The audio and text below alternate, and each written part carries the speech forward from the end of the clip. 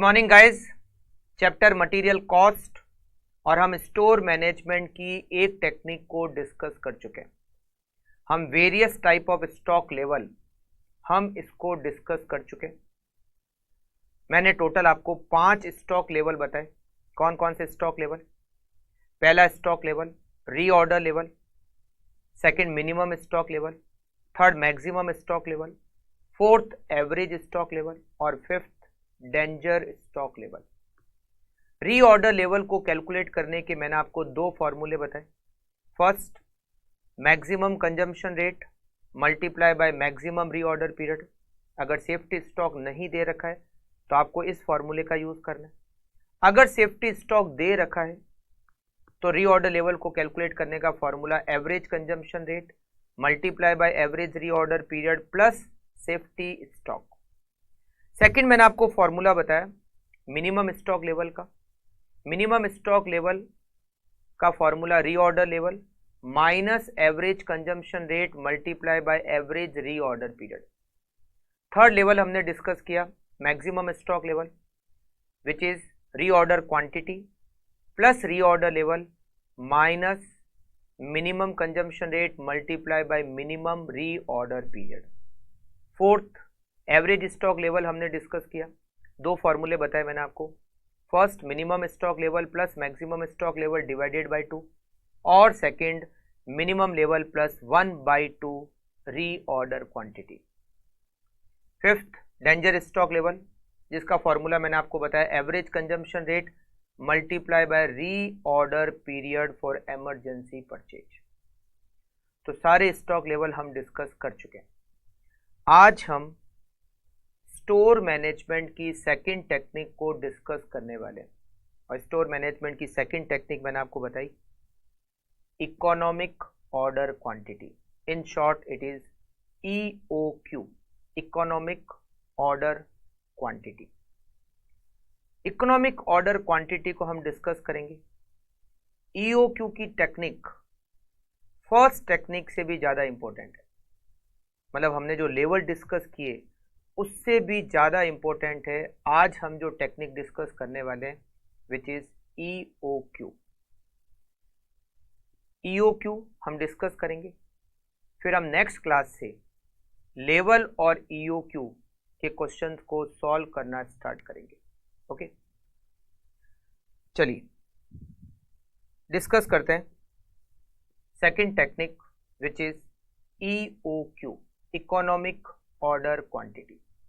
Economic order quantity जिसको आप ROQ भी कह सकते हो, रीऑर्डर क्वांटिटी। हमने लेवल जब डिस्कस किए थे तो मैंने ROQ का मतलब बताया था एक ऑर्डर की size of one order is called ROQ।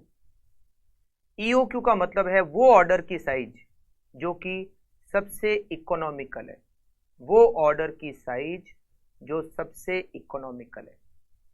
क्या होती है ऑर्डर साइज और इकोनॉमिक ऑर्डर साइज कैसे कैलकुलेट करते हैं? एक छोटे से एग्जांपल से हम EOQ को समझना स्टार्ट करते हैं। मान लेते हैं एक कंपनी को एक साल में इन 1 year production target is 1 lakh unit. एक साल में 1 लाख यूनिट का प्रोडक्शन करना है। Production unit per annum 1 lakh. Annual production target is 1 lakh unit and raw material required per unit, एक यूनिट के लिए 3 kg रॉ मटेरियल की रिक्वायरमेंट है। It means annual requirement of raw material, annual requirement of raw material is 3 lakh kg। एक साल में 1 lakh unit का production करना है और 1 यूनिट के लिए 3 किलो रॉ मटेरियल की रिक्वायरमेंट है। It means annual requirement of raw material is 3 lakh kg। अगर हमें एक साल में 3 लाख किलो रॉ मेटेरियल चाहिए, इट मीन्स हमें 3 लाख किलो रॉ मटेरियल एक साल में खरीदना भी है। हमें जितना रॉ मटेरियल रिक्वायर्ड है हमें उतना रॉ मटेरियल खरीदना भी पड़ेगा। अगर हमें एक साल में 3 लाख किलो रॉ मटेरियल खरीदना है, 3 lakh kg raw material purchase करना है, तो इसको परचेज कैसे करें? परचेज कैसे करें मतलब क्या ये 3 लाख kg एक साथ खरीद लें, एक बार में? एक ऑर्डर दिया 3 लाख kg रॉ मटेरियल को खरीदने का, और हमने 3 लाख kg एक बार में खरीदा और ले जाकर कहाँ रख दिया? स्टोर में। अब पूरे साल आपको रॉ मटेरियल को खरीदने की जरूरत नहीं, बस रॉ मटेरियल को काम में लेते रहो। एक तरीका ये हो सकता है, या एक तरीका ये भी हो सकता है कि हमने 3 लाख kg को 2 लॉट में डिवाइड कर दिया। हमने 3 लाख kg को 2 लॉट में डिवाइड कर दिया। एक लॉट 1,50,000 kg का, हमने 3 लाख kg को 2 इक्वल लॉट में डिवाइड कर दिया। एक लॉट 1,50,000 kg का, मतलब हम जैसे ही ईयर स्टार्ट होगा 1,50,000 kg परचेज करेंगे, उसको स्टोर में ले जाके रखेंगे, और ये जब 1,50,000 kg खत्म हो जाएगा, इम्प्लाइड है ये कब खत्म होगा? After 6 month. जब 6 महीने बाद ये 1,50,000 kg खत्म हो जाएगा, हम फिर से 1,50,000 kg खरीद देंगे और वो अगले 6 महीने में खत्म हो जाएगा, राइट। एक तरीका ये भी है कि हम इस 3 लाख kg को 3 लॉट में डिवाइड कर देते हैं। अगर मैं इसको 3 लॉट में डिवाइड कर दूं तो क्या होगा? एक लॉट 1 लाख kg का, 1 lot 1 lakh kg, 3 equal lot में अगर मैं इसको डिवाइड कर दूं तो एक लॉट की साइज हो गई 1 लाख kg। मतलब मैं 1 लाख kg परचेज करूंगा, जब ये 1 लाख kg कंज्यूम हो जाएगा, खत्म हो जाएगा, फिर मैं 1 लाख kg परचेज करूंगा। जब ये 1 लाख kg कंज्यूम हो जाएगा, फिर मैं 1 लाख kg परचेज करूंगा, और फिर ये 1 लाख kg मैं कंज्यूम कर लूंगा। ऐसा किया जा सकता है। या ऐसा भी किया जा सकता है कि मैं 3 लाख kg को 75,000 kg 75,000 kg 75,000 kg 75,000 kg मैं इसको 4 लॉट में डिवाइड कर दूं। 75,000 kg परचेज किया, और जब वो पूरा खत्म हो जाएगा मैंने फिर 75,000 kg परचेज किया। जब वो पूरा खत्म हो जाएगा मैंने फिर 75,000 kg परचेज किया। जब वो पूरा खत्म हो जाएगा तो फिर मैंने 75,000 kg परचेज किया, वो खत्म हो जाएगा। ऐसा किया जा सकता है। या ऐसा किया जा सकता है कि मैं इसको 5 लॉट में डिवाइड कर दूं। एक लॉट 60,000 kg का 5 इक्वल लॉट में डिवाइड कर दो। 60,000 kg का 60,000 kg का 60,000 kg एंड 60,000 kg। पहले मैं 60,000 kg परचेज करूंगा, जब वो 60,000 kg पूरा कंप्लीट हो जाएगा, कंज्यूम हो जाएगा, मैं फिर से 60,000 kg परचेज करूंगा। फिर वो जब 60,000 kg कंज्यूम हो जाएगा मैं फिर 60,000 kg परचेज करके कंज्यूम करूंगा।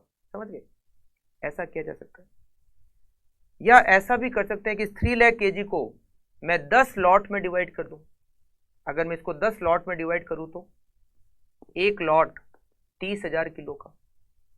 या ऐसा भी किया जा सकता है कि मैं इस 3 लाख किलो का को 20 लॉट में कन्वर्ट कर दूं, 20 लॉट में डिवाइड कर दूं, तो एक लॉट 15,000 किलो का। कुछ भी किया जा सकता है। इसको मैं 10 बार में खरीदूं, चाहे 20 बार में खरीदूं, चाहे 5 बार में खरीदूं, चाहे 4 बार में खरीदूं, चाहे 3 बार में खरीदूं, खरीदना तो एक साल का 3 लाख किलो रॉ मटेरियल है। तो ये डिसाइड कैसे करते हैं कि मुझे कितने लॉट में इसको कन्वर्ट करना है? आप समझे? क्वेश्चन ये है कि मुझे करना क्या चाहिए।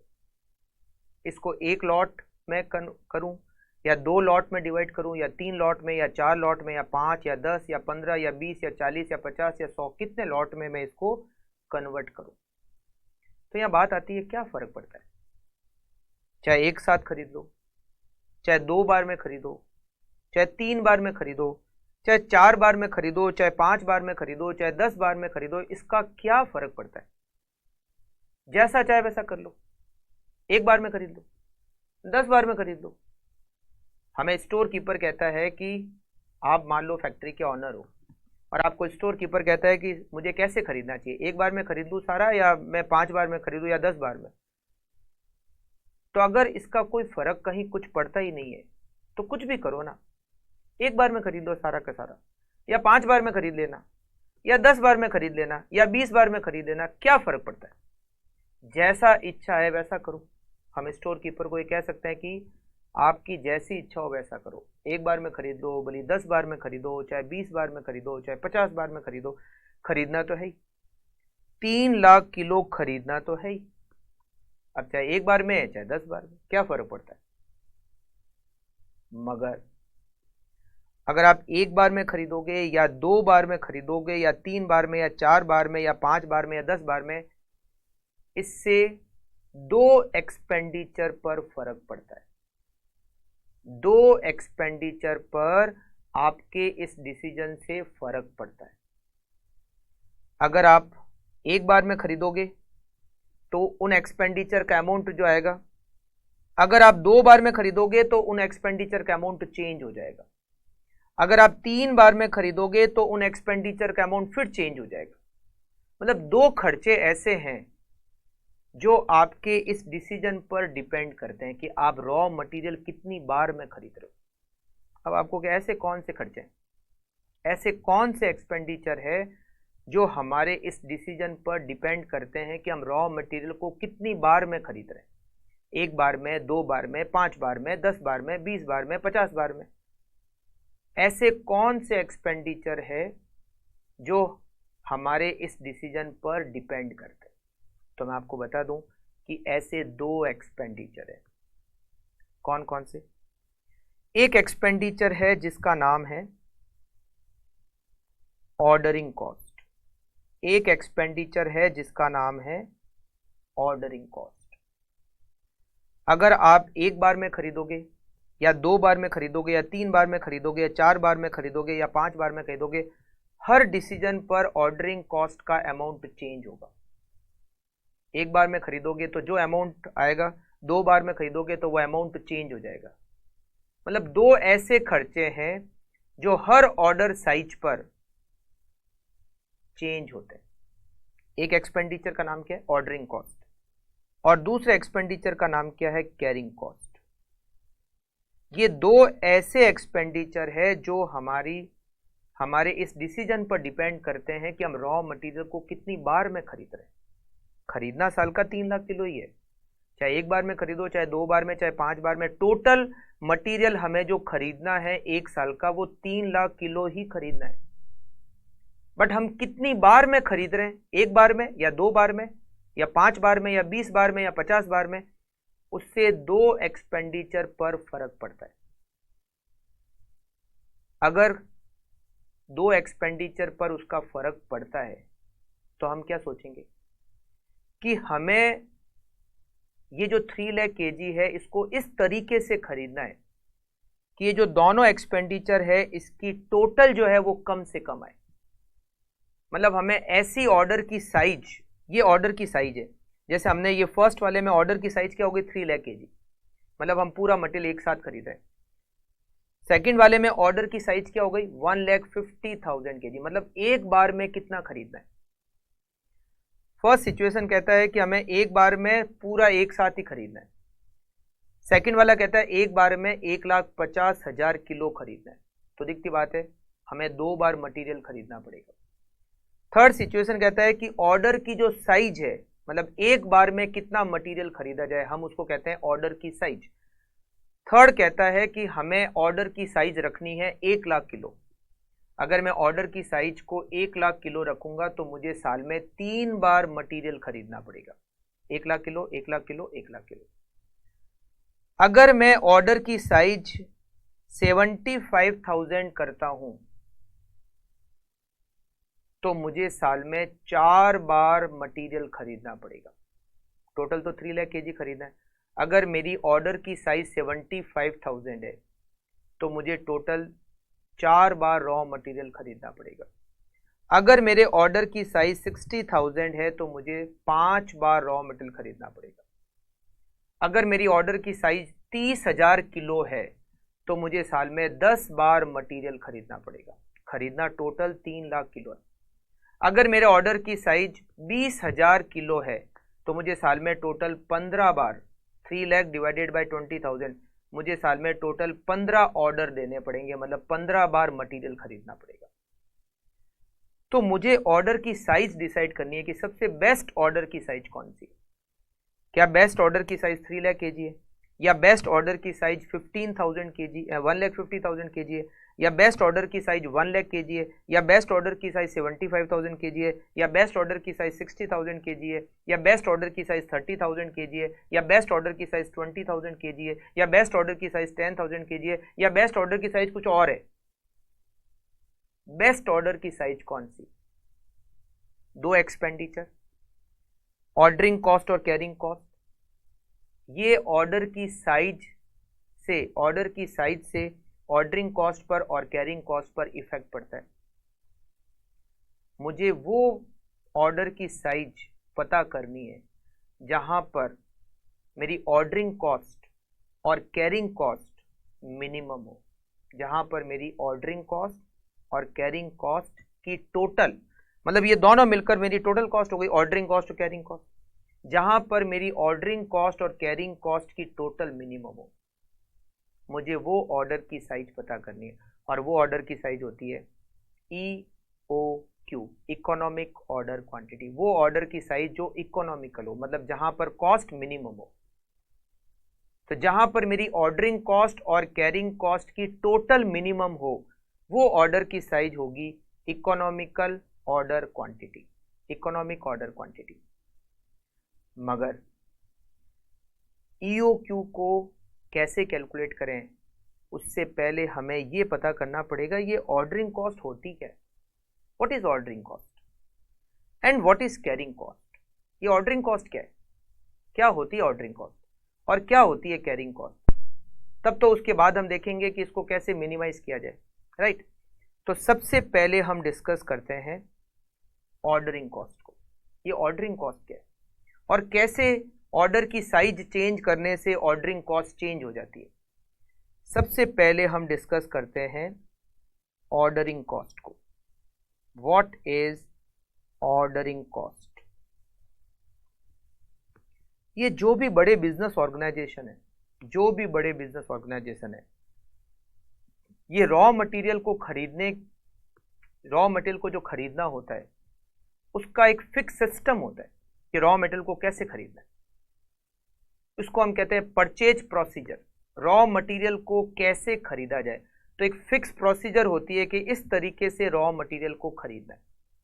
मैं आपको वो प्रोसीजर बताता हूं, क्योंकि हमारी ऑर्डरिंग कॉस्ट उस प्रोसीजर से रिलेटेड है, इसीलिए आपको वो प्रोसीजर समझना पड़ेगा कि हम रॉ मटेरियल खरीदते कैसे, मतलब क्या प्रोसेस होती है रॉ मटेरियल को खरीदने की। रॉ मटेरियल को खरीदने की प्रोसेस समझना। प्रोडक्शन डिपार्टमेंट, जहां पर रॉ मटेरियल कंज्यूम होता है। स्टोर, जहां पर हम रॉ मटेरियल को खरीद कर रखते हैं। एक डिपार्टमेंट होता है जिसका नाम होता है परचेज डिपार्टमेंट।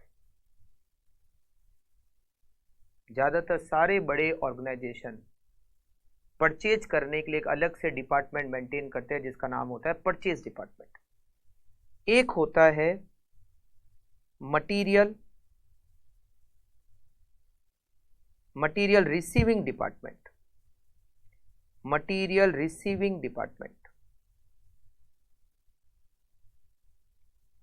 राइट।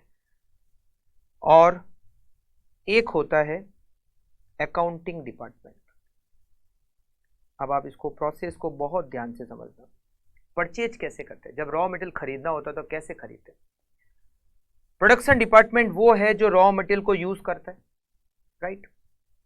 और इसको रॉ मटेरियल कहां से मिलता है, स्टोर से रॉ मटेरियल मिलता है। स्टोर में रॉ मटेरियल कहां से आता है, स्टोर में रॉ मटेरियल आता है जब हम रॉ मटेरियल को परचेज करते हैं। अब रॉ मटेरियल को खरीदा कैसे जाता है, जब स्टोर में रॉ मटेरियल की रिक्वायरमेंट होती है, जब स्टोर में रॉ मटेरियल की रिक्वायरमेंट होती है, तो स्टोर डिपार्टमेंट, जिसके लिए हम कह सकते हैं store keeper, store keeper purchase department को इन्फॉर्म करता है। स्टोर कीपर परचेज डिपार्टमेंट को इन्फॉर्म करता है। क्या इन्फॉर्म करता है? कि हमें रॉ मटेरियल खरीदना है। परचेज डिपार्टमेंट को स्टोर कीपर इन्फॉर्म करता है कि हमें रॉ मटेरियल को खरीदना है। बिना स्टोर कीपर से इंफॉर्मेशन मिले purchase department raw material purchase नहीं कर सकता। जब रिक्वायरमेंट ही नहीं है तो परचेज कैसे किया जाए? रिक्वायरमेंट कौन बताएगा? Store keeper. तो स्टोर कीपर परचेज डिपार्टमेंट को इन्फॉर्म करता है कि हमें रॉ मटेरियल को खरीदना है, कितनी क्वांटिटी रिक्वायर्ड है, कब तक चाहिए, रॉ मटेरियल का प्रॉपर स्पेसिफिकेशन, ये सारी detail store keeper purchase department को बताता है कि इतनी क्वांटिटी चाहिए, उसका एग्जैक्ट स्पेसिफिकेशन ये है, इस डेट तक चाहिए। ये सारी detail store department purchase department को सेंड करता है रिटर्न में, जनरली रिटर्न में या ईमेल के थ्रू, जैसा भी है। आज के टाइम में ईमेल हम कह सकते हैं, और नहीं तो हम ये भी कह सकते हैं कि रिटर्न में स्टोर कीपर परचेज डिपार्टमेंट को ये इंफॉर्मेशन देता है कि हमें रॉ मटेरियल की रिक्वायरमेंट है, खरीदो। इसके बाद परचेज डिपार्टमेंट एक्टिव हो जाता है, चलो रॉ मटेरियल खरीदना है। अब रॉ मटेरियल किससे खरीदना है? इसके लिए क्या करता है? परचेज डिपार्टमेंट मार्केट को एक्सप्लोर करता है। देखो ये प्रोसेस बहुत ध्यान से समझना, क्योंकि हमारी ये जो ऑर्डरिंग कॉस्ट है वो उस प्रोसेस से रिलेटेड है। परचेज डिपार्टमेंट इसके बाद मार्केट को एक्सप्लोर करता है कि रॉ मटेरियल को सप्लाई करने के लिए, रॉ मटेरियल के लिए मार्केट में कौन कौन से सप्लायर अवेलेबल है। मान लेते हैं सप्लायर ए, सप्लायर बी, सप्लायर सी, सप्लायर डी, सप्लायर ई, टोटल 5 सप्लायर मार्केट में अवेलेबल है जो उस रॉ मटेरियल को सप्लाई करते हैं। तो परचेज डिपार्टमेंट सारे सप्लायर से कांटेक्ट करेगा। सप्लायर को कहा जाएगा कि आप अपना कोटेशन दो। सारे सप्लायर से हम कोटेशन लेंगे, फिर हम उस कोटेशन का एनालिसिस करेंगे। रेट किसकी कितनी है, कहाँ कितनी क्वांटिटी अवेलेबल है, क्वालिटी ऑफ रॉ मटेरियल कैसी अवेलेबल है, पेमेंट का टर्म्स कंडीशन क्या है, इन सारी बातों को परचेज डिपार्टमेंट एनालाइज करता है।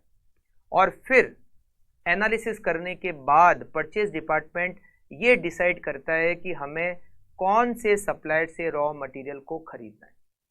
मान लो परचेज डिपार्टमेंट ने सेलेक्ट किया कि हमें सप्लायर डी से रॉ मटेरियल को खरीदना है। सप्लायर को सेलेक्ट करने के बाद परचेज डिपार्टमेंट उस सप्लायर को परचेज ऑर्डर देता है। परचेज ऑर्डर भी रिटर्न में होता है या मेल के थ्रू हो सकता है। परचेज डिपार्टमेंट उस सप्लायर को परचेज ऑर्डर देता है, हमें इतना मटेरियल चाहिए, इस रेट को आपने बताया, इस रेट से मटेरियल की कॉस्ट आएगी, इतने दिन में मटेरियल चाहिए और हम इस तरीके से आपको पेमेंट कर देंगे। ये परचेज ऑर्डर कौन देता है? परचेज डिपार्टमेंट किसको देता है? सप्लायर को, जो सप्लायर परचेज डिपार्टमेंट ने सेलेक्ट किया। उसके बाद जो सप्लायर डी है वो मटेरियल को सप्लाई करेगा। मटेरियल को सप्लाई करेगा तो हमारे यहाँ पर एक और डिपार्टमेंट होता है जिसका नाम होता है material receiving department. Material receiving department का काम क्या? मटेरियल रिसीविंग डिपार्टमेंट का काम ये होता है कि वो मटेरियल को रिसीव करता है और चेक करता है कि क्या ये मटेरियल हमने जैसा परचेज ऑर्डर दिया था, क्या ये मटेरियल वैसा ही है। अगर वैसा नहीं है तो वापस रिटर्न कर दो, और अगर वैसा ही है तो ठीक है। अगर वैसा ही है तो मटेरियल रिसीविंग डिपार्टमेंट क्या करता है? जो मटेरियल है वो स्टोर को सेंड कर देता है। अगर मटेरियल जैसा परचेज ऑर्डर दिया था मटेरियल वैसा ही है तो मटेरियल रिसीविंग डिपार्टमेंट उस मटेरियल को स्टोर को भेज देता है, और मटेरियल के साथ जो बिल आता है, इनवॉइस जो आएगा, सप्लायर इनवॉइस तो भेजेगा, वो इनवॉइस भेज देता है अकाउंटिंग डिपार्टमेंट को, और अकाउंटिंग डिपार्टमेंट क्या करता है? उस सप्लायर को पेमेंट कर देता है, और ये एक बार की परचेज खत्म। ये एक बार की परचेज खत्म।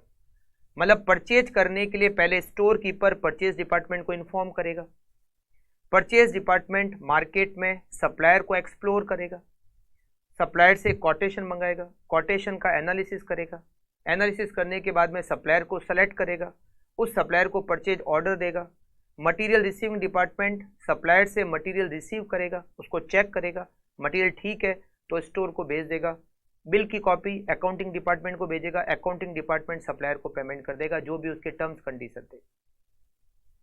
हर बार जब भी मटेरियल खरीदना हो ये प्रोसेस सेम रहेगी, ये प्रोसेस सेम रहेगी। जब भी मटेरियल खरीदना हो हर बार हमें ये सेम प्रोसेस से मटेरियल को खरीदना होता है, और इस प्रोसेस में जो खर्चा लगता है इज कॉल्ड ऑर्डरिंग कॉस्ट। मतलब ऑर्डरिंग कॉस्ट क्या है? परचेज ऑर्डर देने का जो खर्चा लगता है, परचेज ऑर्डर देने का जो खर्चा लगता है वो खर्चा होता है ऑर्डरिंग कॉस्ट, वो खर्चा होता है ऑर्डरिंग कॉस्ट, राइट। अब आप समझो, मान लो एक परचेज ऑर्डर देने का एक्सपेंडिचर, एक परचेज ऑर्डर देने का एक्सपेंडिचर मान लेते हैं 2000 रुपये लगता है। एक परचेज ऑर्डर देने का खर्चा 2000 रुपये लगता है मान लो। अब अपन वापस उस एग्जाम्पल पे आते हैं। मुझे एक साल में कितना रॉ मटेरियल खरीदना है? 3 लाख किलो खरीदना है। अगर मैं ये डिसाइड करूं कि मैं सारा 3 लाख किलो एक बार में ही खरीद दूंगा तो कितने ऑर्डर देने पड़ेंगे साल में? केवल एक ऑर्डर देना पड़ेगा, और एक ऑर्डर का खर्चा कितना लगता है? 2000 रुपये। मतलब साल में, पूरे साल में ऑर्डरिंग कॉस्ट कितनी लगी? केवल 2000 रुपये। मतलब अगर मैं ये सिचुएशन करता हूं तो पूरे साल भर की ऑर्डरिंग कॉस्ट कितनी? 2000 रुपये। एक ऑर्डर की ऑर्डरिंग कॉस्ट 2000 और ऑर्डर एक ही देना पड़ेगा, तो total ordering cost per annum 2000। अगर मान लो मैं एक ऑर्डर की साइज 1,50,000 kg डिसाइड करता हूं, एक ऑर्डर 1,50,000 किलो का, तो साल के ऑर्डर कितने हो गए? साल के ऑर्डर हो गए 2। मतलब मुझे 2 बार परचेज ऑर्डर देना पड़ेगा। वो जो प्रोसेस मैंने आपको बताई वो साल में 2 बार होगी, और एक बार में 2000 रुपये खर्च होते हैं। तो अगर मेरे ऑर्डर की साइज 1,50,000 kg है तो मुझे साल में 2 ऑर्डर देने पड़ेंगे। तो एक साल की ऑर्डरिंग कॉस्ट कितनी? 2000 multiply by 2। Ordering cost per annum is 4000। अगर मान लो मैं ये डिसाइड करता हूं कि मेरी ऑर्डर की साइज 1 लाख kg होगी, तो मुझे एक साल में कितने ऑर्डर देने पड़ेंगे? मुझे एक साल में 3 ऑर्डर देने पड़ेंगे। एक ऑर्डर देने की कॉस्ट 2000, तो एक ऑर्डर देने की कॉस्ट 2000, तो 3 ऑर्डर देने की कॉस्ट 6000। अगर मैं ये डिसाइड करता हूं कि मेरे ऑर्डर की साइज 75,000 होगी, तो एक साल में कितने ऑर्डर देने पड़ेंगे? 4 ऑर्डर देने पड़ेंगे। एक साल में 4 बार ऑर्डर देने पड़ेंगे। एक ऑर्डर देने की कॉस्ट 2000, तो 4 ऑर्डर देने की कॉस्ट 8000। अगर मैं ये डिसाइड करता हूं कि मेरे ऑर्डर की साइज 60,000 होगी, तो मुझे एक साल में 5 ऑर्डर देने पड़ेंगे। एक ऑर्डर की कॉस्ट 2000, तो 5 ऑर्डर की कॉस्ट 10,000। अब आप सोचो, अगर मैं ये डिसाइड करूं कि मेरे ऑर्डर की साइज 30,000 किलो होनी चाहिए, 30,000 kg, और साल में मुझे 3 लाख किलो खरीदना है, तो कितने ऑर्डर देने पड़ेंगे? 10 ऑर्डर देने पड़ेंगे। एक ऑर्डर की कॉस्ट 2000, तो 10 ऑर्डर की कॉस्ट 20,000 रुपये। अगर मान लो मैं एक ऑर्डर की साइज 10,000 kg फिक्स करता हूं कि एक ऑर्डर 10,000 किलो का दूंगा, तो 10,000 किलो का एक ऑर्डर 3 लाख किलो खरीदना है, तो टोटल एक साल में मुझे 30 ऑर्डर देने पड़ेंगे, 30 बार ऑर्डर देने पड़ेंगे। एक ऑर्डर देने की कॉस्ट 2000, तो 30 ऑर्डर देने की कॉस्ट 60,000। समझा? तो ऑर्डरिंग कॉस्ट अगर मुझे एक साल की निकालनी है, ऑर्डरिंग कॉस्ट पर एनम अगर मुझे कैलकुलेट करनी है, तो मुझे क्या करना पड़ेगा? नंबर ऑफ ऑर्डर पता करना पड़ेगा। और नंबर ऑफ ऑर्डर कैसे निकालते हैं? Annual requirement of raw material divided by order की साइज, ऑर्डर की size multiply by ordering cost per order, ordering cost per order. जैसे एनुअल रिक्वायरमेंट है मेरी 3 लाख किलो रॉ मटेरियल की, और मान लेते हैं मैंने ऑर्डर की साइज फिक्स की 50,000 किलो। मैं एक ऑर्डर 50,000 किलो का दूंगा और मुझे साल में 3 लाख किलो रॉ मटेरियल खरीदना है, तो मुझे टोटल कितने ऑर्डर देने पड़ेंगे? मुझे टोटल 6 ऑर्डर साल में देने पड़ेंगे। एक ऑर्डर देने की कॉस्ट कितनी? 2,000 रुपये। अच्छा, ईओक्यू ये एज्यूम करता है कि ये जो ऑर्डरिंग कॉस्ट है ये पर ऑर्डर फिक्स लगती है। Ordering cost per order is fix, मतलब एक ऑर्डर देने का एक फिक्स खर्चा लगता है, एक ऑर्डर देने का एक फिक्स खर्चा लगता है जिसको हम ऑर्डरिंग कॉस्ट कहते हैं। ये ईओक्यू की एजम्पशन है, राइट। तो 3 लाख डिवाइडेड बाय 50,000, एक साल में 6 ऑर्डर देने पड़ेंगे और एक ऑर्डर देने की कॉस्ट 2,000, मतलब ऑर्डरिंग कॉस्ट पर ऑर्डर कितनी लगेगी? 12,000 रुपये लगेगी। Ordering cost per order, sorry ordering cost per annum is 12,000। एक साल में मुझे 3 लाख किलो मटेरियल खरीदना है। अगर मेरी ऑर्डर की साइज 50,000 किलो, एक ऑर्डर की साइज 50,000 किलो होती है, तो मुझे एक साल में 6 बार ऑर्डर देने पड़ेंगे। एक ऑर्डर देने की ऑर्डरिंग कॉस्ट 2,000 रुपये लगती है, तो 6 ऑर्डर देने पड़ेंगे, तो एक साल की ऑर्डरिंग कॉस्ट 12,000 रुपये, राइट। ऑर्डरिंग कॉस्ट जो होती है, अगर मैं इसको प्रेजेंट करूं डायग्राम में, तो ऑर्डरिंग कॉस्ट इस तरीके से होगी। ऑर्डर की साइज, ऑर्डर की साइज और ऑर्डरिंग कॉस्ट। अब आप इसको समझो, अगर ऑर्डर की साइज छोटी होगी, अगर मैं छोटी छोटी क्वांटिटी का ऑर्डर दूंगा तो नंबर ऑफ ऑर्डर ज्यादा देने पड़ेंगे। अगर ऑर्डर की साइज बड़ी होगी, अगर मैं ज्यादा ज्यादा क्वांटिटी का ऑर्डर दूंगा तो नंबर ऑफ ऑर्डर कम हो जाएंगे। समझा? अगर मेरी ऑर्डर की साइज छोटी हुई, जैसे मुझे 3 लाख किलो खरीदना है, अगर मैं 60,000 किलो का एक ऑर्डर देता हूं तो मुझे 5 ऑर्डर देने पड़ेंगे, और अगर मैं 3 लाख किलो का एक ऑर्डर दे देता हूं तो साल में एक ऑर्डर ही होगा।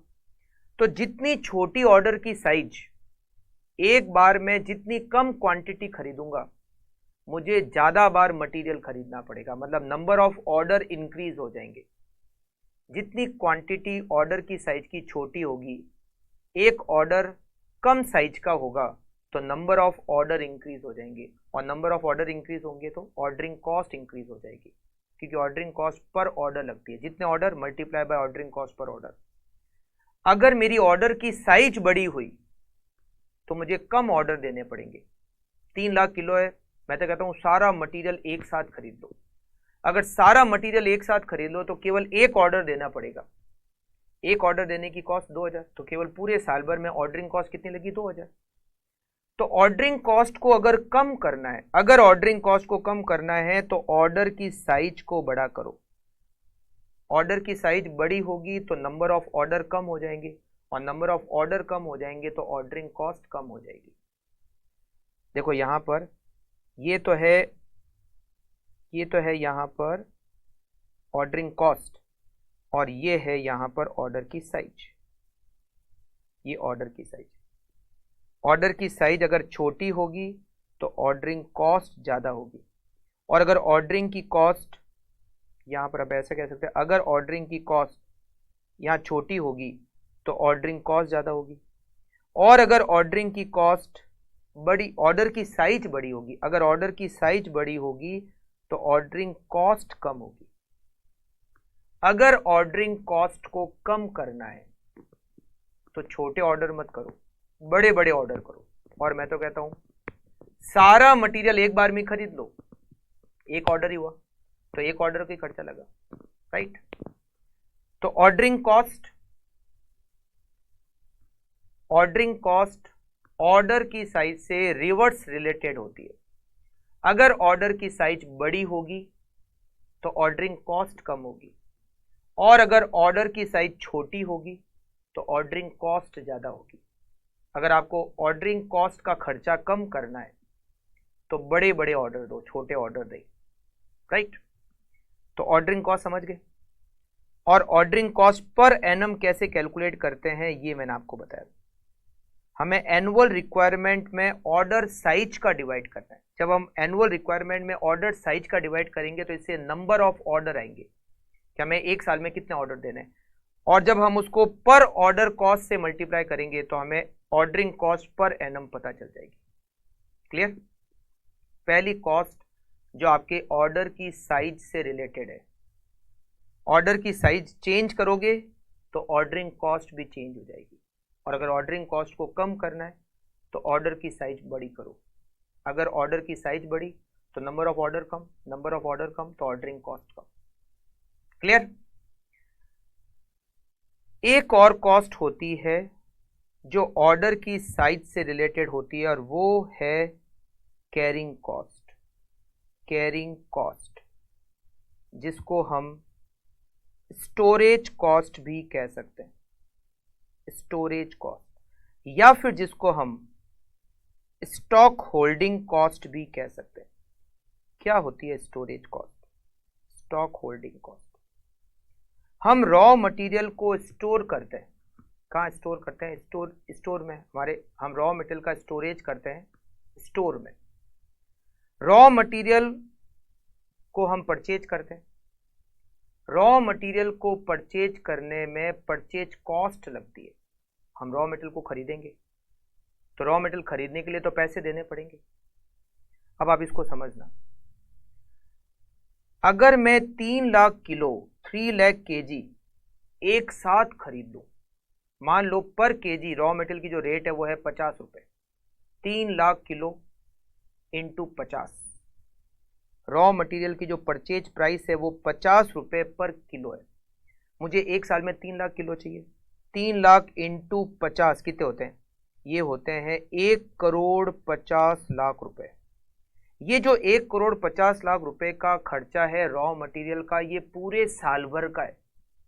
पूरे साल भर का है ना रॉ मटेरियल। ये जो 3 लाख किलो चाहिए वो आपको एक साथ थोड़ी ना चाहिए, एकदम थोड़ी ना चाहिए, ये पूरे साल भर में चाहिए, पूरे साल भर में चाहिए। तो पूरे साल भर की मटेरियल की कॉस्ट कितनी हुई? 1,50,00,000, राइट। अब अगर मैं ये कहूं, जैसे अभी मैंने ऑर्डरिंग कॉस्ट में कहा कि अगर आपको ऑर्डरिंग कॉस्ट को कम करना है तो आप क्या करो, ये 3 लाख किलो एक साथ खरीद लो। एक ऑर्डर देना पड़ेगा तो एक ऑर्डर का ही खर्चा लगेगा। बट आप सोचो, जो मटेरियल, जो खर्चा मेरे पूरे साल भर का है, अगर मैं उसको पहले दिन ही खर्च कर दूंगा तो मेरा कितना इन्वेस्टमेंट रॉ मटेरियल में हो गया? 1,50,00,000 रुपए मेरे इन्वेस्ट हो गए रॉ मटेरियल में। जो खर्चा पूरे साल भर का है मैंने उसको 1 तारीख को ही खर्च कर दिया। मतलब मैं जिसको पूरे साल भर में खर्च कर सकता था, जरूरी नहीं था कि मैं पहले 1 तारीख को ही खर्च कर दूं। जो खर्चा पूरे साल भर का था मैंने उसको 1 तारीख को ही खर्च कर दिया, 1,50,00,000। आप सोचो कितना ब्याज का नुकसान हो रहा है, इंटरेस्ट का नुकसान हो रहा है। रॉ मटेरियल जो मुझे साल भर में चाहिए मैंने उसको 1 तारीख को ही लाकर, ईयर के फर्स्ट डे को ही लाकर पूरा इन्वेस्टमेंट रॉ मटेरियल का एक साथ करके स्टोर में ले जाके रख दिया। क्या फायदा उसका? उसका फायदा क्या? जब हम रॉ मटेरियल को परचेज करते हैं तो उसको स्टोर में ले जाके रखते हैं। स्टोर में लगती है स्टोरेज कॉस्ट। स्टोर में क्या लगती है? Storage cost. What is storage cost? Storage cost का मतलब होता है इंटरेस्ट की कॉस्ट, ब्याज। सबसे बड़ा जो नुकसान होता है स्टोरेज का वो होता है ब्याज का नुकसान, इंटरेस्ट। और स्टोरेज कॉस्ट में हम इंटरेस्ट की कॉस्ट को लेते हैं। जो रॉ मटेरियल जहां पड़ा रहता है उस जगह को हम स्टोर कहते हैं। जनरली हम स्टोर का इंश्योरेंस कराते हैं, फायर इंश्योरेंस, थेफ्ट इंश्योरेंस, जो भी किसी भी टाइप का इंश्योरेंस हम जनरली जो हमारा स्टॉक है उसका इंश्योरेंस कराते हैं। इंश्योरेंस प्रीमियम स्टॉक की क्वांटिटी पर डिपेंड करती है। अगर आपका यहां पर ज्यादा स्टॉक है तो इंश्योरेंस प्रीमियम भी ज्यादा लगेगी। अगर आपने रॉ मटेरियल का कम स्टॉक किया है तो इंश्योरेंस प्रीमियम भी कम लगेगी। हमारा जितना ज्यादा स्टॉक होगा इंश्योरेंस प्रीमियम भी उतनी लगेगी। तो इंश्योरेंस प्रीमियम क्या है? Storage cost. स्टोरेज का खर्चा एक और वो है इंश्योरेंस कॉस्ट। स्टोरेज का एक और खर्चा और वो है वेस्टेज, स्क्रैप, लॉस। जब आप मटेरियल को स्टोर करते हो तो कुछ स्क्रैप भी होता है, कुछ वेस्टेज भी होता है रॉ मटेरियल का। वेस्टेज, स्क्रैप, लॉस, ये सब होता है ड्यूरिंग स्टोरेज। ये भी क्या है? Storage cost. रॉ मटेरियल की क्वालिटी डिटेरियोरेट होती है, obsolescence, loss of obsolescence, it is also storage cost. Raw material हमने खरीदा, हो सकता है टाइम के साथ में उसकी कुछ क्वालिटी खराब हो जाए, it is loss of obsolescence. ये सारे नुकसान होते हैं स्टोरेज के। इन सारी कॉस्ट को हम क्या कहते हैं? स्टोरेज की कॉस्ट। इंटरेस्ट की कॉस्ट सबसे मेन है इसमें, इंटरेस्ट की कॉस्ट, ब्याज सबसे मेन है। इंश्योरेंस की कॉस्ट, वेस्टेज, ऑब्सोलिसेंस लॉस, और भी स्टोरेज से रिलेटेड जो भी खर्चे लगते हैं, स्टोरेज से रिलेटेड जो भी खर्चे लगते हैं वो सारे स्टोरेज कॉस्ट है, जिसको हम कैरिंग कॉस्ट भी कह सकते हैं, जिसको हम स्टॉक होल्डिंग कॉस्ट भी कह सकते हैं, और जिसको हम स्टोरेज कॉस्ट भी कह सकते हैं। ये जो स्टोरेज की कॉस्ट है ये कैसे कैलकुलेट होती है? स्टोरेज की कॉस्ट को कैसे कैलकुलेट करते हैं? हमें स्टोरेज की कॉस्ट को एक साल का अगर कैलकुलेट करना है तो कैसे? स्टोरेज की कॉस्ट एवरेज स्टॉक पर कैलकुलेट होती है। किस पे कैलकुलेट होती है? एवरेज स्टॉक पर। और एवरेज स्टॉक को कैलकुलेट करने का हमने फॉर्मूला पढ़ा था, लेवल जब हमने पढ़े तो एवरेज स्टॉक लेवल को कैलकुलेट करने के दो फॉर्मूले मैंने आपको बताए थे। पहला फॉर्मूला मैंने आपको बताया था minimum level plus maximum level divided by 2, और दूसरा फॉर्मूला बताया था मिनिमम लेवल प्लस 1/2 ROQ, बताया था ना। अच्छा, EOQ की एक एजम्पशन है। EOQ ये एज्यूम करता है कि सेफ्टी स्टॉक होता ही नहीं है।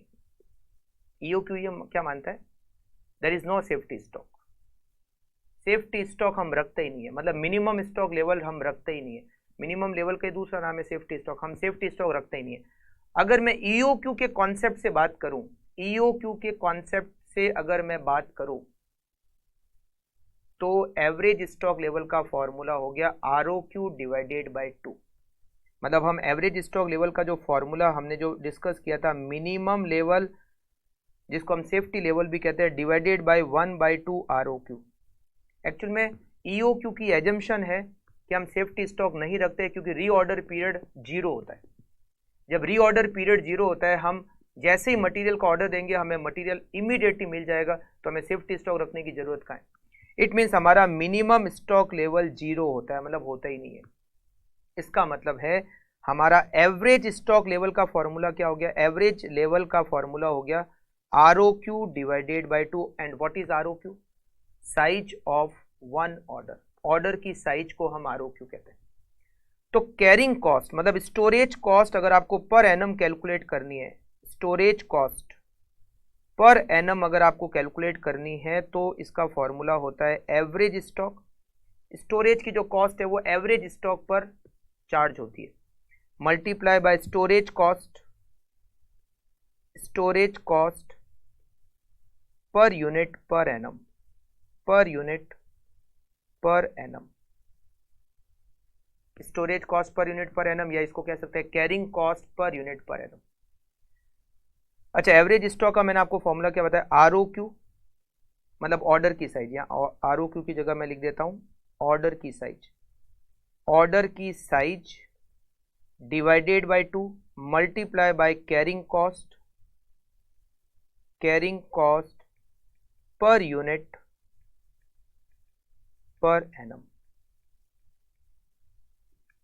अब आप सोचो, स्टोरेज की जो कॉस्ट है वो एवरेज स्टॉक पर चार्ज होती है, और एवरेज स्टॉक का मतलब होता है ऑर्डर की साइज डिवाइडेड बाय 2। अब ऑर्डर की साइज जितनी बड़ी होगी स्टोरेज की कॉस्ट भी तो उतनी ज्यादा लगेगी। आप ये सोचो कि अगर आपने 3 लाख किलो एक साथ खरीद लिया तो आपको कितना ब्याज का नुकसान है। जो खर्चा पूरे साल भर का है 1,50,00,000, आपने उसको 1 तारीख को ही खर्च कर दिया। ईयर के फर्स्ट डे पर ही आपने 1,50,00,000 रुपए इन्वेस्ट कर दिए। 1,50,00,000 रुपए का खर्चा आपने ईयर के फर्स्ट डे को ही कर दिया, जबकि आप ये खर्चा साल भर में कर सकते थे। जो खर्चा साल भर में करना था आपने 1 तारीख को ही कर दिया, तो आपको कितना ब्याज का नुकसान हो रहा है? इंटरेस्ट का लॉस। फिर एक साथ मटेरियल खरीद लिया तो इंश्योरेंस प्रीमियम भी ज्यादा देनी पड़ेगी क्योंकि ज्यादा स्टॉक है।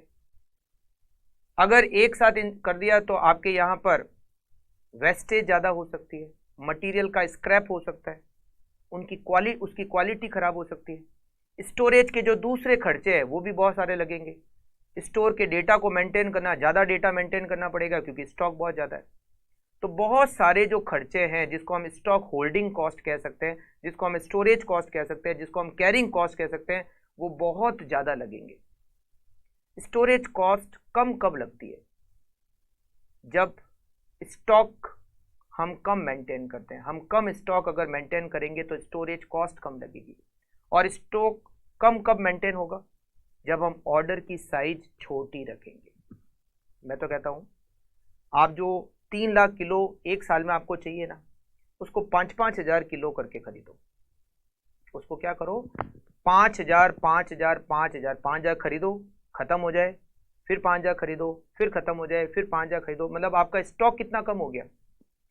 आपका एवरेज स्टॉक कितना हो गया? 2,500 किलो केवल।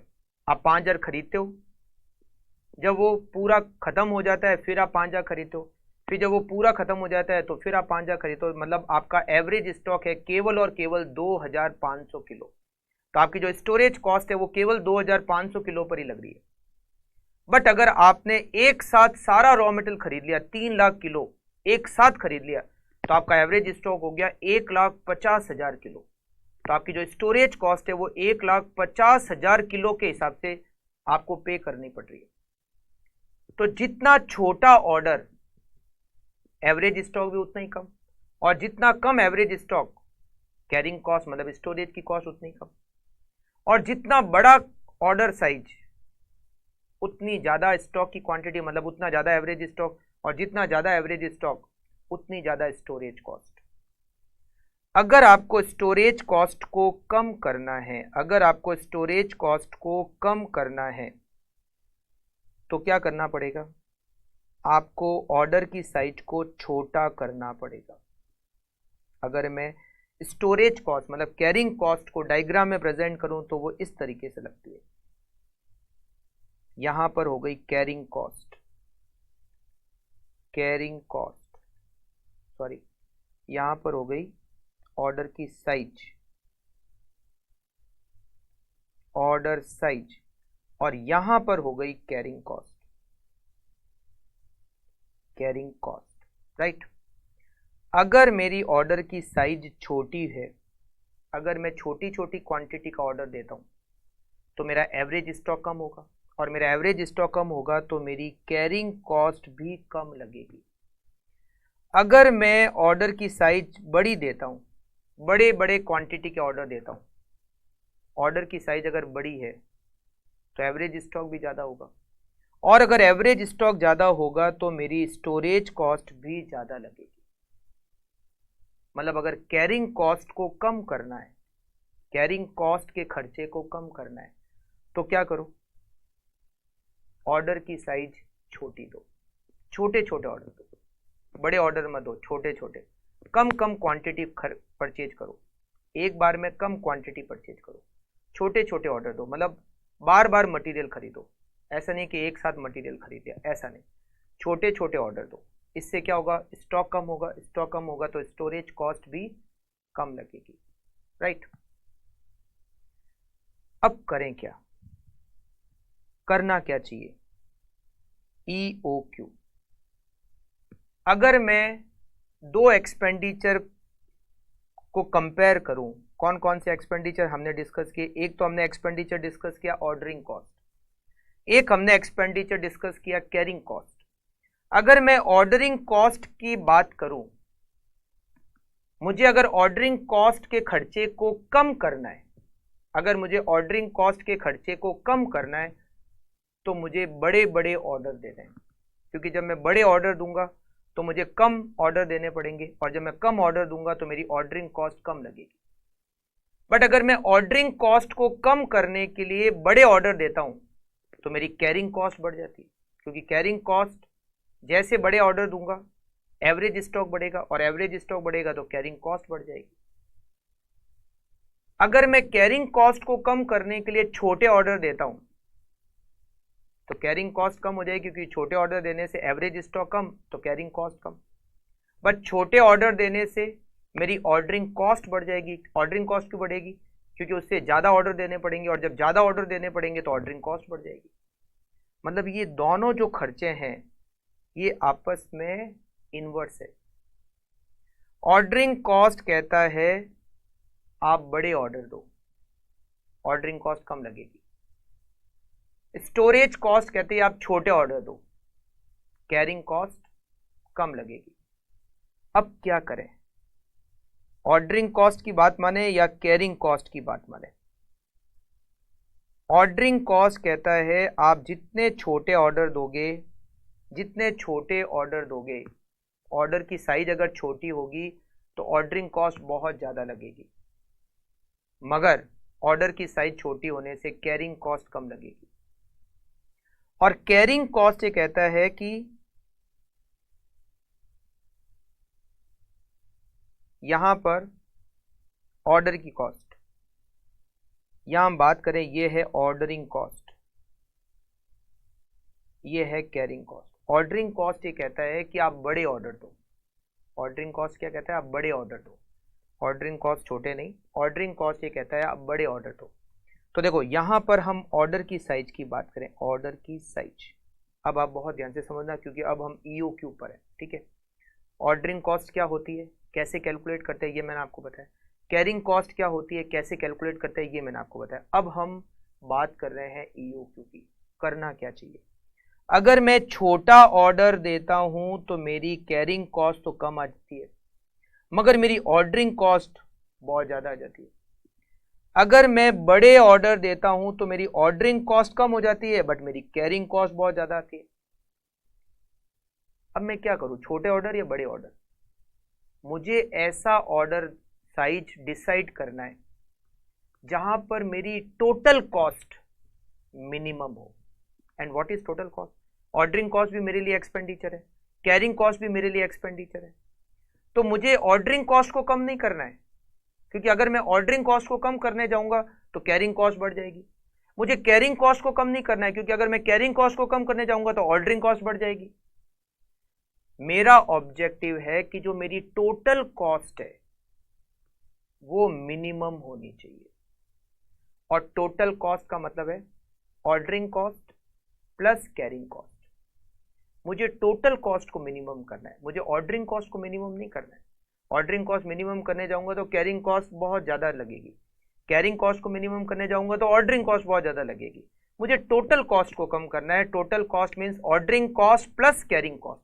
मुझे इन दोनों की टोटल को कम करना है, और इन दोनों की टोटल कहां पर कम होगी, कौन से ऑर्डर साइज पे? वो ऑर्डर की साइज होती है EOQ, इकोनॉमिक ऑर्डर क्वांटिटी। अगर मैं ऑर्डरिंग कॉस्ट के कर्व को और कैरिंग कॉस्ट के कर्व को बनाता हूं तो ये दोनों कर्व एक दूसरे को आपस में एक जगह पर क्रॉस करते हैं, यहां पर ये क्रॉस करते हैं। अगर मैं इस पॉइंट की बात करूं, इस पॉइंट की बात करूं तो यहां पर ऑर्डरिंग कॉस्ट और कैरिंग कॉस्ट दोनों इक्वल है। अगर मैं इस पॉइंट की बात करता हूं तो इस पॉइंट पर मेरी ऑर्डरिंग कॉस्ट पर एनम और मेरी कैरिंग कॉस्ट पर एनम दोनों इक्वल है, और ये ऑर्डर की साइज होगी इकोनॉमिक ऑर्डर क्वांटिटी, जहां पर ऑर्डरिंग कॉस्ट पर एनम और कैरिंग कॉस्ट पर एनम दोनों इक्वल है, और दोनों की टोटल भी मिनिमम है। मतलब ये वो ऑर्डर साइज है जहां पर टोटल कॉस्ट मिनिमम है और जहां पे ऑर्डरिंग कॉस्ट पर एनम और कैरिंग कॉस्ट पर एनम दोनों इक्वल है। It is called EOQ, economic order quantity. इसका मतलब है EOQ वो ऑर्डर की साइज है at EOQ total ordering cost per annum, total ordering cost per annum equals to total carrying cost per annum. Total carrying cost को चाहे इसको आप टोटल स्टोरेज कॉस्ट भी कह सकते हो, total carrying cost per annum. अच्छा, ऑर्डरिंग कॉस्ट पर एनम का फॉर्मूला क्या था? ऑर्डरिंग कॉस्ट पर एनम का हमने फॉर्मूला लिखा था, ऑर्डरिंग कॉस्ट पर एनम का हमने फॉर्मूला ये लिखा था, देखो ordering cost per annum, it is annual requirement of raw material divided by order size multiply by ordering cost per order. इसको थोड़ा छोटा कर देते हैं। छोटा कैसे? Annual requirement of raw material, इसको हम दे देते हैं ए, छोटा हो गया। Ordering cost per order, ordering cost per order, इसको हम नाम दे देते हैं बी। और ऑर्डर की साइज तो हम निकाल रहे हैं ना, ऑर्डर की साइज मतलब ईओक्यू, हम वही तो निकाल रहे हैं। ऑर्डर की साइज मतलब ईओक्यू, वही तो हम कैलकुलेट कर रहे हैं।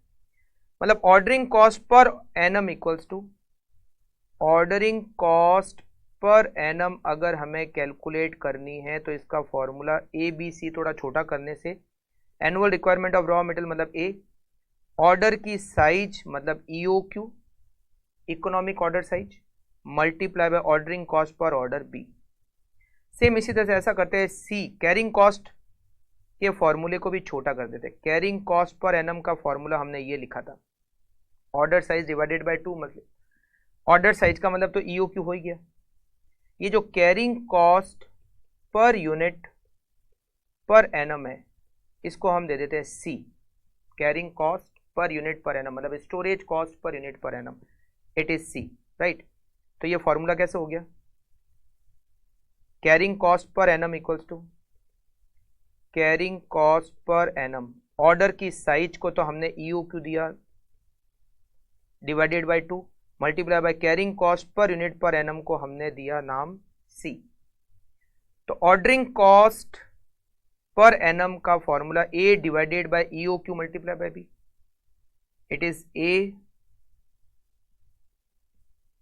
A divided by EOQ multiply by B. और कैरिंग कॉस्ट पर एनम का formula EOQ divide by 2 multiply by C, EOQ divided by 2 multiply by C. और total ordering cost per annum और total carrying cost per annum EOQ पर equal होते हैं। इसको solve करते हैं और सॉल्व करके हम ईओक्यू का फॉर्मूला बनाते हैं। ये क्या हो गया? A B divided by EOQ equals to EOQ multiply by C divided by 2। ये 2ab से मल्टीप्लाई हो जाएगा तो ये हो जाएगा 2ab डिवाइडेड बाय, या इसको इक्वल्स टू कर लेते हैं, ये हो गया EOQ। ये EOQ से मल्टीप्लाई होगा तो EOQ square multiply by C equals to 2ab, correct है ना? EOQ square C equals to, हम इसको ऐसा भी लिख सकते हैं, EOQ square equals to 2ab divided by C, हो सकता है। ये EOQ स्क्वायर, स्क्वायर हटाए तो ये अंडर रूट में आ जाएगा, तो EOQ इक्वल्स टू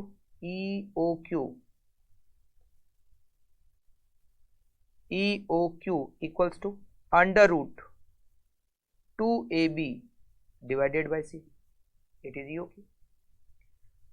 तो EOQ का फॉर्मूला हो गया under root 2ab divided by C।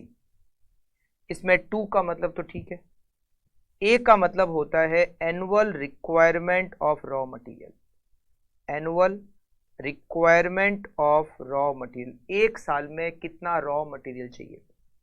B का मतलब होता है ordering cost per order, ordering cost per order, एक ऑर्डर देने की ऑर्डरिंग कॉस्ट। और C का मतलब होता है कैरिंग कॉस्ट मतलब storage cost, carrying cost per unit per annum, it is EOQ। EOQ equals to under root 2ab divided by C। इसमें A का मतलब annual requirement of raw material, B का मतलब ordering cost per order, it is not per annum, ordering cost per order, and C equals to carrying cost per unit per annum. इसको पूरे को एक bracket में ले लेते हैं।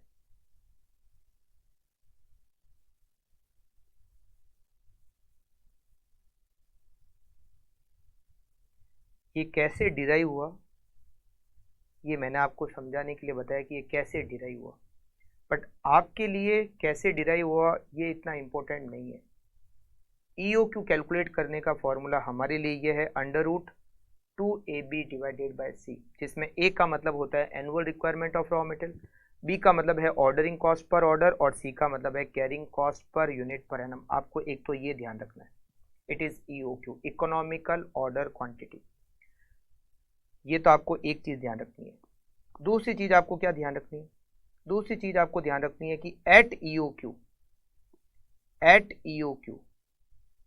EOQ पर total ordering cost per annum, total ordering cost per annum is equal to total carrying cost per annum.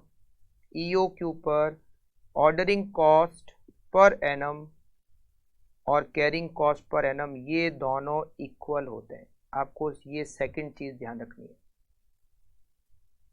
ठीक है। अच्छा, थर्ड आपको ध्यान रखना है और वो है total cost. Total cost related to material, total cost per annum related to material. Material से related total cost per annum क्या क्या होगी?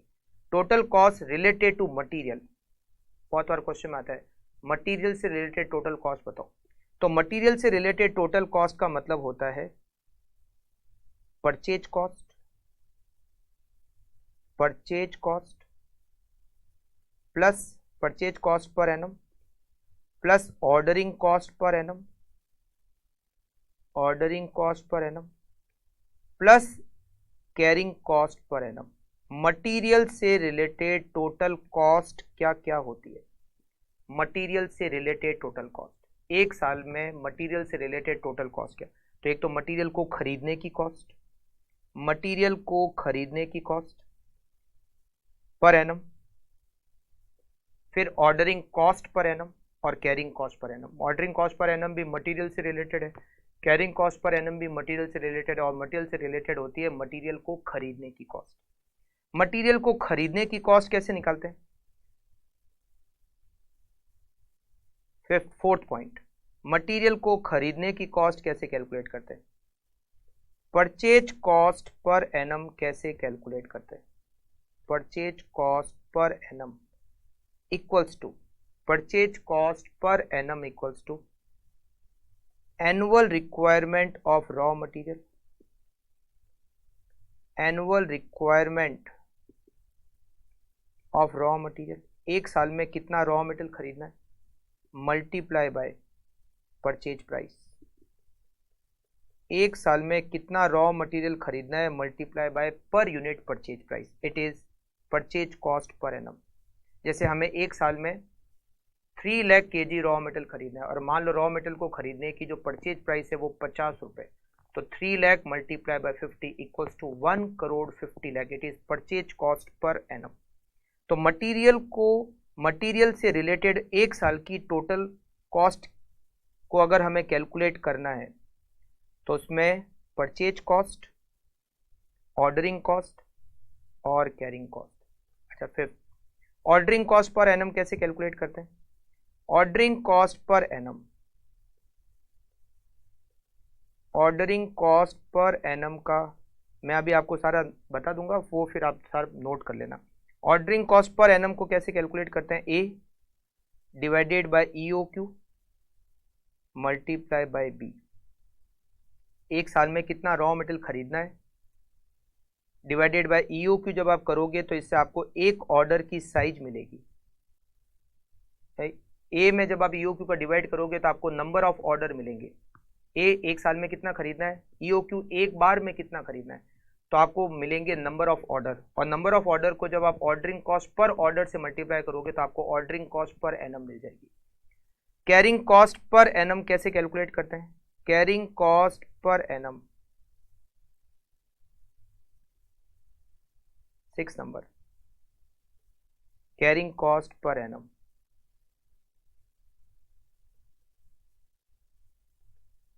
Carrying cost per annum equals to EOQ divided by 2 multiply by C। मैं आपको वो सारे point बता रहा हूं जो आपको क्वेश्चन में आ सकते हैं। मोस्टली मैंने आपको सब चीजें बता दी, फिर जैसे जैसे क्वेश्चन करेंगे उसमें और कुछ एक्स्ट्रा पॉइंट आएंगे तो वो हम उसके साथ डिस्कस करते रहेंगे। तो देखो यहाँ पर आपके लिए नोट करने लायक है, एक बार आप फटाफट से नोट करते जाओ, मैं आपको बताता जाता हूँ। सबसे पहले EOQ के फॉर्मूले को, EOQ का formula √2AB divided by C। ये कैसे डिराइव किया हमने, वो हमने पूरा यहाँ पर फाइंड आउट किया कि ये हमें फॉर्मूला कैसे मिला। वो ऑर्डर की साइज जो इकोनॉमिकल है, ए का मतलब annual requirement of raw material, B का मतलब ऑर्डरिंग कॉस्ट पर ऑर्डर, और सी का मतलब carrying cost per unit per annum. ध्यान रखना, कैरिंग कॉस्ट को स्टोरेज कॉस्ट भी कह सकते हैं, कैरिंग कॉस्ट को होल्डिंग कॉस्ट भी कह सकते हैं।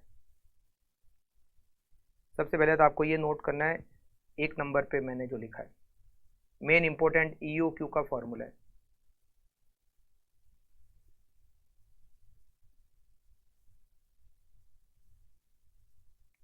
जो हमने फर्स्ट टेक्निक पढ़ी स्टॉक लेवल, उससे भी कहीं ज्यादा इंपॉर्टेंट है EOQ। फिर सेकंड, EOQ पर टोटल ऑर्डरिंग कॉस्ट और टोटल कैरिंग कॉस्ट इक्वल होती है। वैसे हमने EOQ के फॉर्मूले को इसी से डिराइव किया है। Total ordering cost per annum equals to total carrying cost per annum at EOQ।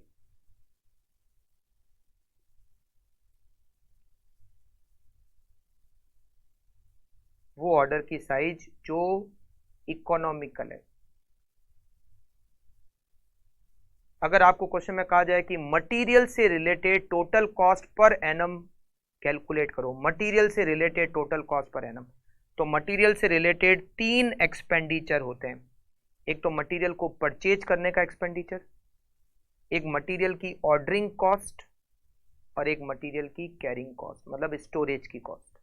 ये 3 एक्सपेंडिचर मटेरियल से रिलेटेड होते हैं, purchase cost plus ordering cost plus carrying cost.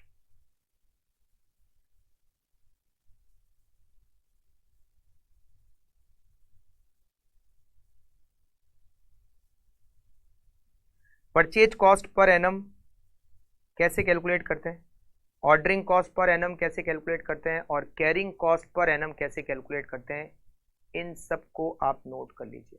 Purchase cost per annum, ordering cost per annum और carrying cost per annum.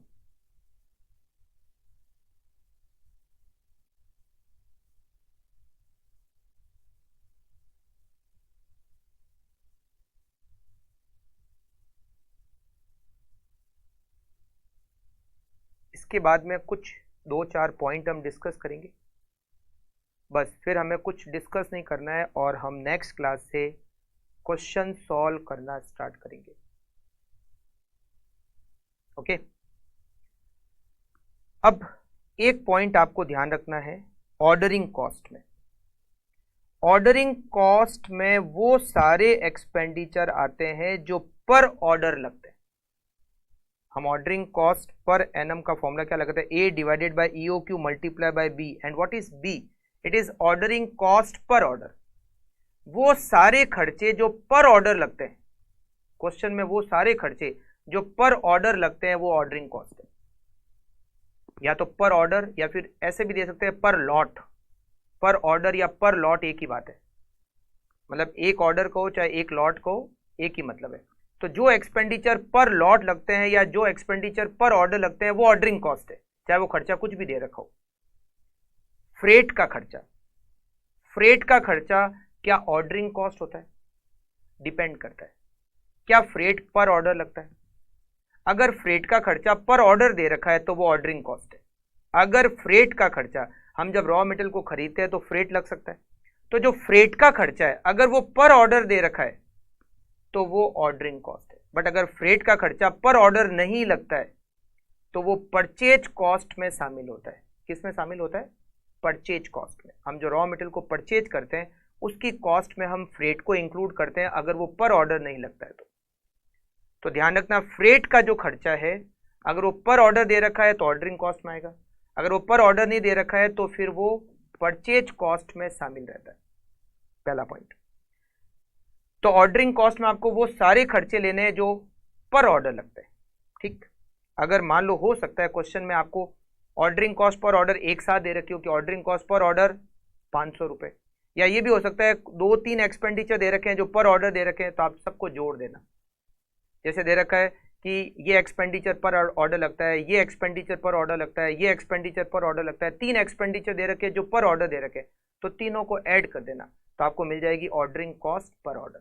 मतलब ordering cost per order एक साथ भी दी जा सकती है या फिर कुछ अलग अलग खर्चे पर ऑर्डर दे रखे होंगे, आपको उसको ऐड करना है। ठीक है। अच्छा, दूसरी बात आती है carrying cost. Carrying cost per annum, जिसको कैलकुलेट करने का formula EOQ divide by 2 multiply by C। ये जो C है, C का मतलब होता है carrying cost per unit per annum, मतलब storage cost per unit per annum. अगर वो पर यूनिट पर मंथ दे रखी हो, मान लो ज्यादातर क्वेश्चन में ये पर मंथ दे रखी होती है, तो आप उसको पर एनम कर लो। जैसे दे रखा है carrying cost per unit per month ₹10, तो पर एनम करोगे तो वो हो जाएगी 120 रुपीज। हमें स्टोरेज कॉस्ट को पर यूनिट और पर एनम लेना है, ये ध्यान रखना है। अगर वो पर एनम नहीं है तो फिर आप उसको पर एनम कैलकुलेट कर लेना। अच्छा, बहुत बार कैरिंग कॉस्ट जो क्वेश्चन में दे रखी होती है वो परसेंटेज में दे रखी होती है। जैसे कैरिंग कॉस्ट इक्वल्स टू 10%। अब इसको पर यूनिट पर एनम कैसे निकालें? अगर कैरिंग कॉस्ट परसेंटेज में दे रखी हो तो आप इस परसेंटेज को मटेरियल की परचेज प्राइस से मल्टीप्लाई करोगे। किससे मल्टीप्लाई करोगे? Purchase price. मान लो रॉ मटेरियल की जो परचेज प्राइस है, रॉ मटेरियल की परचेज प्राइस, या तो लिखा हुआ होगा रॉ मटेरियल की परचेज प्राइस पर यूनिट, एक यूनिट की परचेज प्राइस 50 रुपए, या फिर ऐसा दे रखा होगा रॉ मटेरियल की कॉस्ट पर यूनिट 50 रुपए। तो जो परचेज प्राइस है ये उससे मल्टीप्लाई होंगे। जैसे मान लो परचेज प्राइस रॉ मटेरियल की है वो 50 रुपए, तो 50 रुपए का 10% मतलब स्टोरेज की जो कॉस्ट है वो 5 रुपए पर यूनिट पर एनम है। हमने इसको परचेज प्राइस से क्यों मल्टीप्लाई किया? क्योंकि जो स्टोरेज की कॉस्ट है, मैंने आपको बताया स्टोरेज की कॉस्ट में जो मेन एक्सपेंडिचर होता है वो होता है इंटरेस्ट का एक्सपेंडिचर। तो इंटरेस्ट का जो एक्सपेंडिचर होता है वो परचेज प्राइस से रिलेटेड है। जितना महंगा मटेरियल उसकी स्टोरेज कॉस्ट भी उतनी ज्यादा, राइट। तो अगर आपको कैरिंग कॉस्ट परसेंटेज में दे रखी हो तो आपको उसको मल्टीप्लाई करना है परचेज प्राइस पर यूनिट से, मतलब रॉ मटेरियल की कॉस्ट पर यूनिट से, तो आपको मिल जाएगी carrying cost per unit per annum. अच्छा, ये भी हो सकता है आपको क्वेश्चन में कैरिंग कॉस्ट जैसे एक साथ दे रखे हो 10% है, या फिर ऐसे भी दे सकते हैं इंटरेस्ट पर annum 6%, obsolescence loss per annum 2%, है ना। इस तरह से अलग अलग भी दे सकते हैं। तो जो भी कैरिंग कॉस्ट ऐसे अलग अलग दे रखे हैं उन सबको ऐड कर लेना। जैसे मान लो ये 2 ही दिए हुए, तो 6 और 2 ये हो गए 8%, मतलब कैरिंग कॉस्ट 8%, और ये 8% किससे मल्टीप्लाई करना है? परचेज प्राइस पर यूनिट से, तो आपको carrying cost per unit per annum मिल जाएगी। तो आपको EOQ कैलकुलेट करना समझ में आ गया कि EOQ कैसे कैलकुलेट करते हैं। फॉर्मूला मैंने आपको बताया, कैसे डिराइव किया वो भी बताया, EOQ क्या होता है वो भी हमने यहाँ डिस्कस किया। ऑर्डरिंग कॉस्ट क्या होती है, ऑर्डरिंग कॉस्ट पर ऑर्डर क्या होती है, ऑर्डरिंग कॉस्ट पर एनम कैसे निकालते हैं, carrying cost per unit per annum कैसे क्या होती है, कैरिंग कॉस्ट को पर एनम कैसे कैलकुलेट करते हैं, total cost per annum relating to material क्या होती है, जिसमें परचेज कॉस्ट, ऑर्डरिंग कॉस्ट और कैरिंग कॉस्ट। परचेज कॉस्ट कैसे निकालते हैं? Annual requirement of raw material multiply by purchase price. इन सब को हमने डिस्कस किया, राइट। तो बहुत ईजी है, बस थोड़ा सा हमें क्वेश्चन को आराम से सॉल्व करना है। EOQ के क्वेश्चन, लेवल के क्वेश्चन हम सॉल्व करना स्टार्ट करेंगे नेक्स्ट क्लास से। बहुत सारे क्वेश्चन नोट्स में दे रखे हैं, अबाउट 30 क्वेश्चन नोट्स में दे रखे हैं, तो हम बहुत सारी प्रैक्टिस करने वाले हैं, बहुत सारी प्रैक्टिस, क्योंकि लेवल और EOQ ये एग्जाम के हिसाब से बहुत बहुत बहुत इंपॉर्टेंट है, राइट। तो चलिए इस क्लास को यहीं पर एंड करते हैं, नेक्स्ट क्लास में मिलते हैं और हम नोट्स के क्वेश्चन सॉल्व करना स्टार्ट करेंगे। एक बार आप ये जो मैंने आपको बताया सारे, इन सब को आप एक बार थोड़ा सा 2-4 बार पढ़ लेना। लेवल के जो फॉर्मूले मैंने आपको बताया वो भी 1-2 बार आप पढ़ लेना। उसके बाद आप नेक्स्ट क्लास को स्टार्ट करना। नेक्स्ट क्लास के फिर हम क्वेश्चन सॉल्व करना स्टार्ट करेंगे। मिलते हैं नेक्स्ट क्लास में। Okay, thank you, bye bye.